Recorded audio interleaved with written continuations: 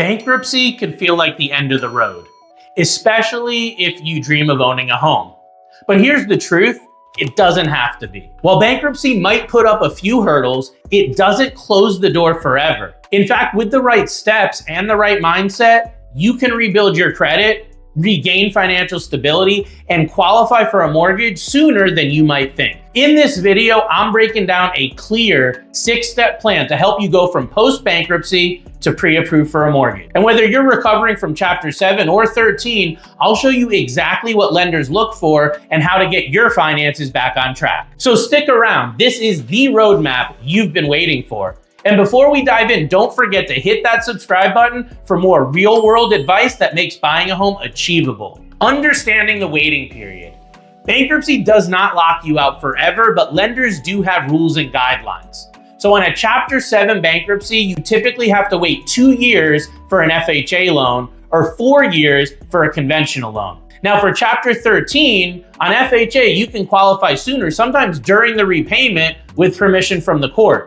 But for conventional loans, you're gonna need the Chapter 13 to be dismissed for 4 years or discharged for 2 years before qualifying. Now, there are alternative loan programs. One of my favorites are non-QM loans, and these are amazing for people coming out of bankruptcy because they have flexible, little or no seasoning requirement for the bankruptcy. Now, understand that these non-QM loans do have other requirements like larger down payments and reserve requirements. So it's not a one-size-fits-all loan, but if you're someone coming out of bankruptcy and you don't qualify for FHA or conventional, non-QM could be the answer to getting you into a home right away. You want to start rebuilding your credit immediately post-bankruptcy. Don't wait.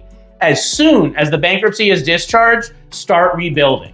And what you really want to focus on is, first of all, secured credit cards. It's really hard for a bank to open a credit card for you right out of bankruptcy, but there are certain types of cards, like secured credit cards, that don't have as big of an impact or weight on your previous credit history. Another one is small installment loans. So it's a lot easier to get approved for a small loan than it is a larger one. So when you're rebuilding, even if you can get a small loan of $500 or $1,000, that's good to help you rebuild.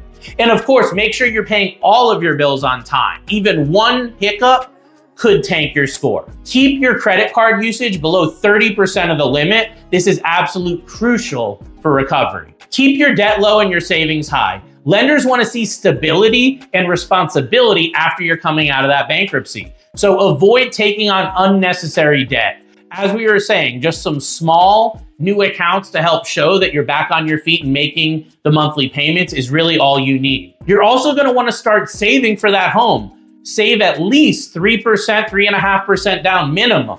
Also, closing costs. Closing costs can range between 3 and 5% of the home price. So don't forget that either. And lastly, reserves, especially if you're using a non-QM loan. You want to make sure you have these additional 3 to 6 months of reserves in your bank account or in some sort of financial account, because that will show financial strength, especially coming out of a bankruptcy. Make sure you're working with the right lender.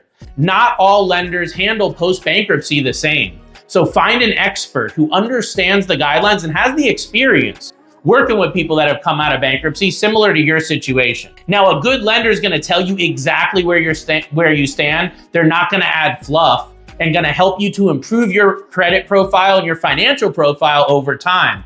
One thing that I love to do is create a custom strategy for my clients to show you the exact path of what you need to do and what's realistic based on your recovery. Prepare a solid letter of explanation. You're likely going to need to write a letter of explanation for your bankruptcy when you apply for this mortgage. So be honest, explain what happened, job loss, medical bills, or whatever, and more importantly, explain how you recovered and why this bankruptcy, why this financial hiccup will never happen again.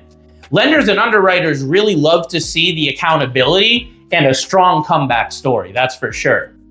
Get pre-approved for a mortgage before you go shopping for a home. So once you've hit that waiting period and rebuilt your credit enough, get pre-approved first. This will confirm that you're truly ready to buy a home, and it gives you buying power. It gives you clout in the market. Bankruptcy might feel like a closed door for you, but as you're hearing, this is actually a second chance. With time, strategy, and the right team, you can buy a home again. And if you want help navigating the process, I offer personal one-on-one consultations. You can reach me directly at 860-413-3938. And if you like this video, you should definitely check out my next one on FHA loans. Thanks for watching, and I'll see you on the next one.